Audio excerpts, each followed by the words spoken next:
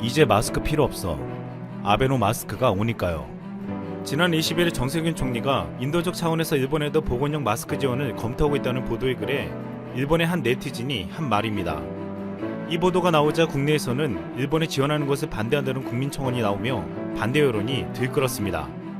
아직도 일본은 역사를 왜곡하고 있고 수출 규제를 풀지 않고 있으며 동일본 대지진 때도 도와준 것을 모른 척했기 때문입니다. 하지만 청와대는 22일 일본에 대한 보건용 마스크를 지원하는 방안은 처음부터 검토한 적이 없다고 답변했습니다. 그런데 정말 어이가 없는 것은 한국이 마스크 지원한다는 소식에 대한 일본 네티즌들의 반응이었습니다. 일본의 많은 네티즌들은 부정적으로 반응하며 한국과는 절대로 엮여서는 안 되고 한국의 지원은 당연히 거부해야 한다고 했습니다. 또한 마스크를 줄 테니 통화사 어플을 맺어달라는 이야기냐며 비아냥거렸습니다. 그런데 일본이 한국 마스크를 거절하고 믿고 있었던 아베노 마스크에 심각한 문제가 생겼습니다. 일본 정부가 이달 14일부터 임신부를 위해 50만 장 규모로 전국에 배포하고 있는 첫 마스크에 흙이 묻어있거나 머리칼이 들어있는 경우가 발견되고 있는 것입니다. 심지어 오염물이 묻어있거나 벌레가 나오는 마스크도 계속 보고되고 있습니다. 일본 정부는 임신부를 위해 공급한 마스크에서 불량품이 속출하자 결국 배포를 일시 중단하기로 했습니다. 조사 결과 22일 오전까지 143개 기초자치단체에서 7,870장의 불량품이 나왔습니다. 이 같은 마스크를 받은 일본 국민들의 불만이 폭주하며 아베 정권을 추궁하자 일본 정부는 대부분 일본 기업이 발주해 중국 공장과 동남아시아에서 생산된 물건이라고 둘러대며 책임을 회피하려 했습니다. 일본은 최근 확산세가 급격히 증가하고 있지만 현재 마스크는 절대적으로 부족한 상황입니다. 일본 정부는 국내에서 마스크를 증산하기 위해 설비 투자를 하는 기업에 대해 보조금을 신설했지만 당장에 필요한 마스크의 물량을 공급하는 것은 거의 불가능했습니다. 이 때문에 일본은 중국에 의존할 수밖에 없었습니다. 그동안 일본은 80%를 중국에서 수입해왔고 이번에도 중국에 생산을 맡겼지만 심각한 문제를 드러냈습니다. 혈세 5천억을 들여서 마스크를 만드는 일본은 중국을 믿었지만 처참한 결과를 드러냈습니다. 중국은 이번 감염병 사태로 발원지로 지탄받았지만 한편에서는 엄청난 방역 물품을 수출하며 큰 이익을 챙기고 있습니다. 하지만 유럽과 전 세계에 수출한 중국산 진단키트가 정확도에서 문제를 드러내며 각국에서 항의를 받고 있고 중국산 마스크도 불량 문제가 불거지며 대규모 리콜 사태가 벌어졌습니다. 지난 11일 핀란드에서는 중국의 불량 마스크를 대량 구입한 담당 기구의 수장이 책임을 지고 사임하기도 했습니다. 핀란드의 이 기구는 최근 중국에서 133억 원어치의 마스크를 구매했는데 지난 7일 첫 물량으로 도착한 수백만 개의 수술용 마스크가 품질이 떨어져 병원용으로 적합하지 않은 것으로 드러났습니다. 네덜란드도 중국산 마스크 130만 개를 얼굴에 밀착이 안되거나 필터 불량 등의 품질 기준 미달로 전량 리콜했습니다. 호주 정부도 중국산 마스크 80만 개에서 품질 하자가 발견됐다고 발표한 바 있습니다. 그런데 중국 현지의 마스크 무역상이 한 홍콩 언론과 인터뷰에서 폭로한 중국의 실태는 더욱 충격적이었습니다. 이 무역상은 중국의 한 마스크 공장에 간 적이 있었는데 공장 내에는 먼지가 가득하고 종업원들은 마스크는 물론 장갑조차 끼지 않은 채 마스크를 만들고 있었다며 이런 공장에서 나온 마스크를 어떻게 착용할 수 있겠느냐고 개탄했습니다. 이 언론은 중국 내 마스크 공장의 60%가량이 의료물품 생산에 필수적인 무균시설도 갖추지 않은 채 마스크 생산 기계를 들여오는 즉시 생산에 나서는 실정이라고 지적했습니다. 또한 이 무역상은 정부가 발급하는 마스크 생산 자격증은 돈 주고 살 수 있으며 생산 자격증이 없는 업체가 다른 업체가 보유한 자격증을 빌려서 생산하고 있다고 폭로했습니다. 결국 일본은 이번에 이 같은 중국의 아베노 마스크를 맡겨 낭패를 보고 앞으로도 공급받을 수밖에 없는 마스크도 이런 공장에서 생산될 수 있다는 것입니다. 일본의 지방자치단체들은 마스크 대란이 계속되면서 자국책 마련에 나섰습니다. 이 중 몇몇 지자체는 손정희 소프트뱅크 회장에게 잇따라 도움을 요청했습니다. 하지만 손정희 회장도 구할 수 있는 것은 안타깝게도 중국에서 만든 마스크였습니다. 이런 와중에 전 세계적으로 인정받는 한국산 마스크의 수출을 묻는 나라가 많아지고 있습니다. 진단키트와 손소독제 등으로 인해 한국산 제품의 뛰어난 품질을 전 세계가 인정하고 있기 때문입니다. 이미 오랫동안 중국발 미세먼지로 인해 한국산 마스크의 품질과 기술은 세계적으로 알려져 있으며 한국산 마스크라고 하면 중국과 일본에서도 값이 싸고 성능이 최고라고 인정받아 왔습니다. 최근 한국산 브랜드 가치의 상승으로 인해 미국에서 놀라운 제품이 나와 화제가 되었습니다. 미국의 마스크 생산업체 템플라란에서 새로 만든 마스크였습니다. 이 마스크에는 태극기가 버젓이 들어가 있고 이름도 한국 활성탄 여가 마스크로 아예 한국이라는 국명까지 새겨넣었습니다. 이 제품은 지금 한국이란 브랜드의 힘이 얼마나 커졌는지를 실감할 수 있게 해주었습니다. 최근 일주일간 국내 1일 신규 확진자가 10명 안팎으로 나오면서 한국은 확실한 안정세를 보이고 있습니다. 일각에서는 지금은 시기상조이지만 앞으로 한국산 마스크 수출이 가능해지면 전 세계에서 요청이 빗발칠 것이라고 예상하고 있습니다. 또한 미국과 EU는 모두 한국산 마스크에 무관세를 적용하고 있어 우리 업체들은 품질과 가격 면에서 중국 등 경쟁국보다 월등하게 유리하다고 알려져 있습니다. 한국 정부는 만약 보건용 마스크를 수출하는 시점이 온다면 한국 전쟁 때 우리나라를 도운 참전국에 우선적으로 공급한다는 방침입니다. 우리나라를 위해 피를 흘려준 나라들을 위해서 그들이 힘들 때 한국도 돕겠다는 것입니다. 안타깝게도 그 안에 일본은 끼지 못했습니다. 이상 쓸멍이었습니다. 닥쳐라 정치입니다. 4.15 총선이 끝난 지 이제 일주일도 지나지 않았는데 선거 때는 더불어민주당이랑 똑같이 전 국민을 대상으로 재난지원금 100% 지급을 외쳤던 미래통합당이 갑자기 선거가 끝나니까 태도를 바꿔 논란이 일고 있는 상황입니다. 특히 미래통합당 소속 김재원 국회 예산결산특별위원장은 소득 수준 상위 30%까지 100만 원을 주는 건 소비를 진작하기 위한 효과도 없고 경제 활력을 살리는 데도 크게 기여하지 못할 것이라며 국채 발행을 통한 지원금 지급을 반대한다고 밝혔는데요. 그러니까 4.15 총선을 앞두고 황교안 대표가 긴급재난지원금은 골든타임을 놓쳐서는 안 된다. 전 국민을 대상으로 50만 원, 그리고 4인 가구 200만 원, 이렇게 하루라도 빨리 지급해야 된다며 자신의 페이스북에 올리기도 할 만큼 국민들을 향해서 약속했던 거 아닙니까? 그런데 참 선거가 끝나니 갑자기 또 이렇게 말을 확 바꿔버렸다는 건데, 물론 미래통합당에서 꺼낸 말, 전 국민들을 대상으로 돈 준다는 말, 이런 말을 믿어줄 국민들이 몇 명이나 있었겠습니까? 국민들한테 돈 주는 건 아까워하던 정당, 포퓰리즘이라는 정당이 미래통합당인데, 그런데 미래통합당이나 일부 지지자들이 아직까지 자기들이 왜 이번 4.15 총선에서 패배를 했는지 그것도 모르고 있는 것 같은 상황인데요. 그러니까 부정선거다, 사전투표가 조작됐다 이러면서 미국 백악관 국민청원 사이트나 유엔에다가 4.15 총선을 조사 좀 해달라고 청원하고 있다는 거 아닙니까? 참고로 백악관 국민청원이나 유엔에다 왜 조사를 해달라는 청원이 올라왔냐면 4.15 총선 때 사전투표와 본투표의 정당 지지율 차이가 예전 선거 때는 거의 7%를 넘어본 적이 없는데 이번 4.15 총선에선 정당 지지율 차이가 10에서 15%를 넘어갔다. 이것은 의도적인 조작으로 예상된다. 전 세계가 나서서 우리를 좀 도와줘야 된다. 이러면서 지금까지 1,700여 명의 사람들이 서명을 했다고 하거든요.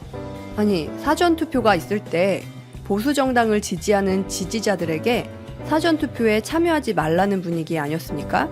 그리고 반대로 민주당을 지지하는 국민들은 지난 3년 동안 하루라도 빨리 선거를 치르고 싶어서 벼르고 별러 왔었잖아요. 아니, 유치원 3법 때문에 90%나 되는 국민들이 미통당을 보며 얼마나 분통이 터졌었습니까?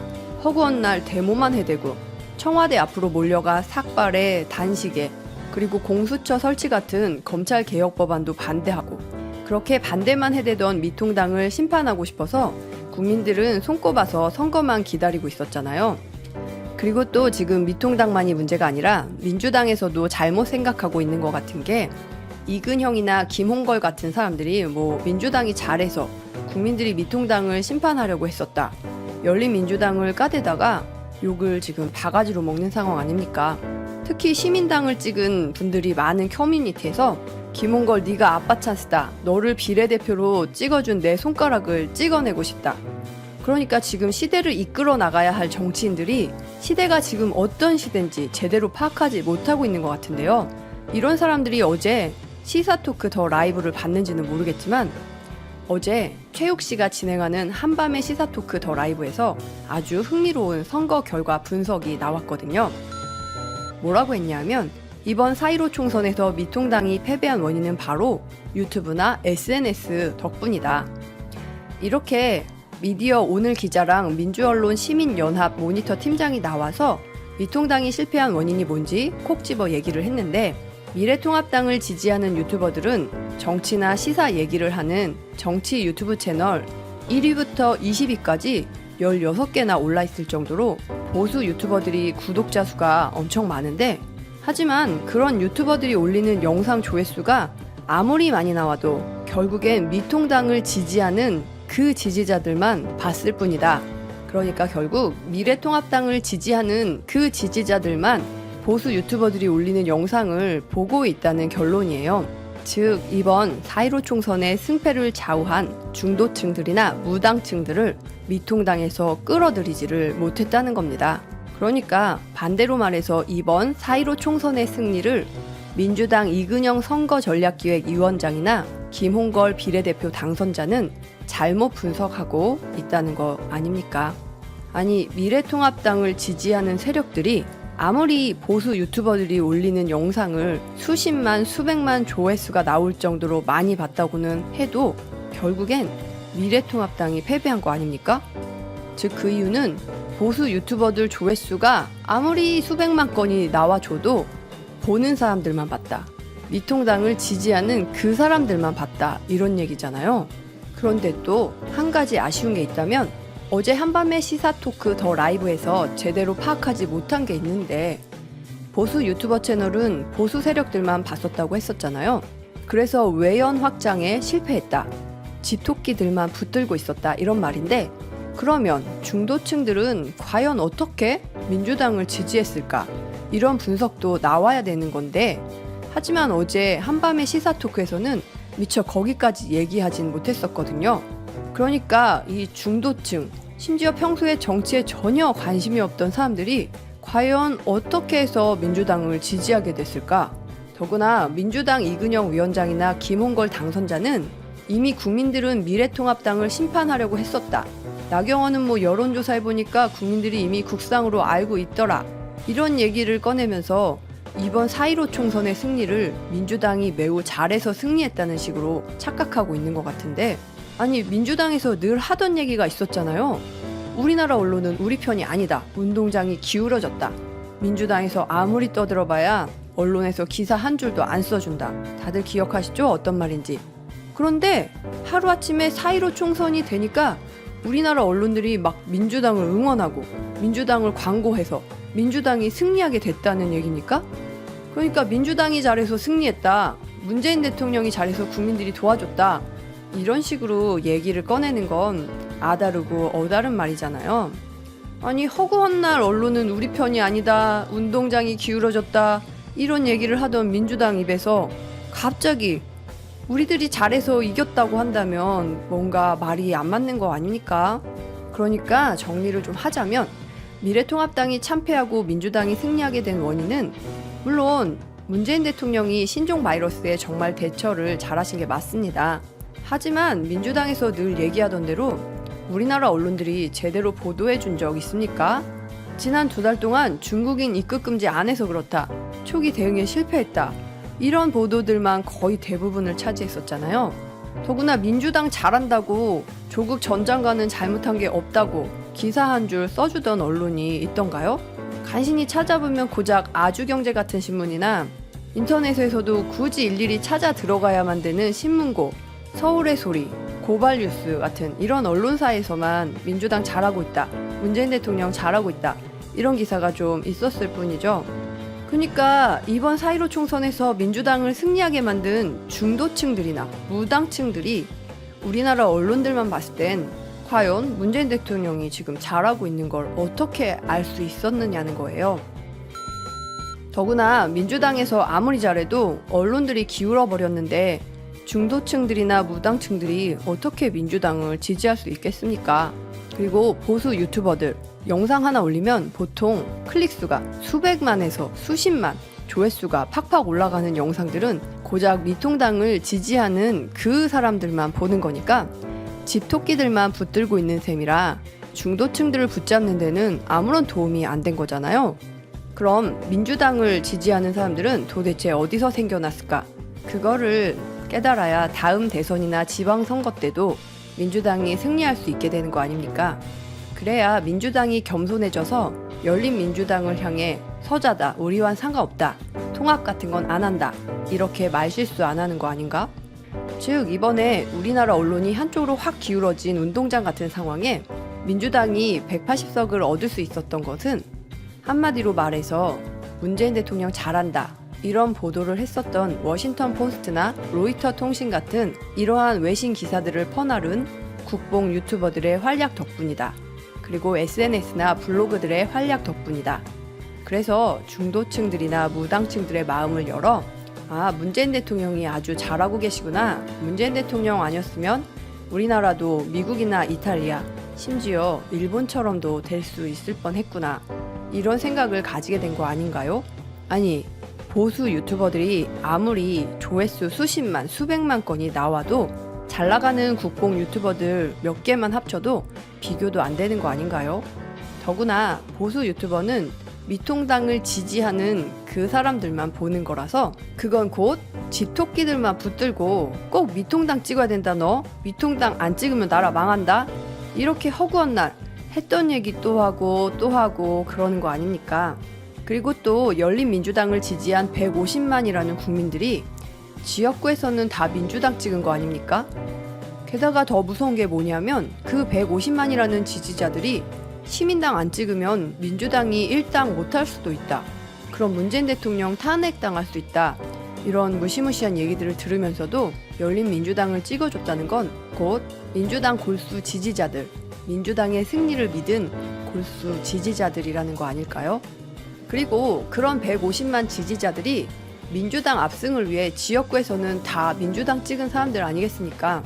그러니까 어차피 선거 다 끝난 마당에 이 150만 지지자들을 품어주지도 못하고 우리가 잘해서 승리했다, 뭐 이런 식으로 나오면 분석을 못해도 정말 못하는 상황이니까 잘못하면 골로 갈 수도 있다, 이런 생각이 듭니다.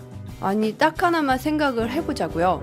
4.15 총선이 끝나고 나니까 문재인 대통령 지지율이 50%가 넘더니 심지어 오늘 쿠키뉴스에서 한길 리서치에 의뢰한 조사를 보면은 무려 63%랍니다. 63%. 그러니까 총선 전후로 문재인 대통령은 꾸준히 변함없이 잘해오신 거 아닙니까?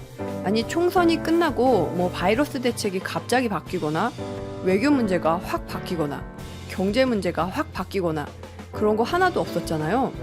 그런데 총선이 끝나니까 갑자기 지지율이 확 올라가고 있는 거, 이런 상황 하나만 봐도 우리나라 언론은 기울어져 있다는 거 다 드러나는 거 아닙니까? 그러니까 민주당이 아무리 잘해도 중도층들이나 무당층들은 알 수가 없는 현실이라는 거죠. 아니, 언론에서 눈 가리고 입 막으면 중도층들이나 무당층들이 도대체 어떻게 민주당이나 문재인 대통령이 잘하고 있는지 그걸 어떻게 알아채겠느냐는 거예요. 그러니까 분석도 제대로 못하면 교만하지 말고 국민들을 하나라도 더 품어서 김홍걸 당선자가 얘기하던 대로 남북 평화, 남북 경협을 위해서 일해야 된다. 열린민주당 150만을 우리랑 상관없다. 이런 식으로 떠들어대다간 민주당을 지지했던 150만을 외면하는 거다. 김홍걸을 비례대표로 뽑아줬던 150만을 모독하는 거다. 그렇게 살면 150만이 외면해서 정치 생명 끝장난다. 그럼 끝까지 들어주셔서 감사드리고 좋은 의견 있으시면 댓글 많이 남겨주세요. 감사합니다.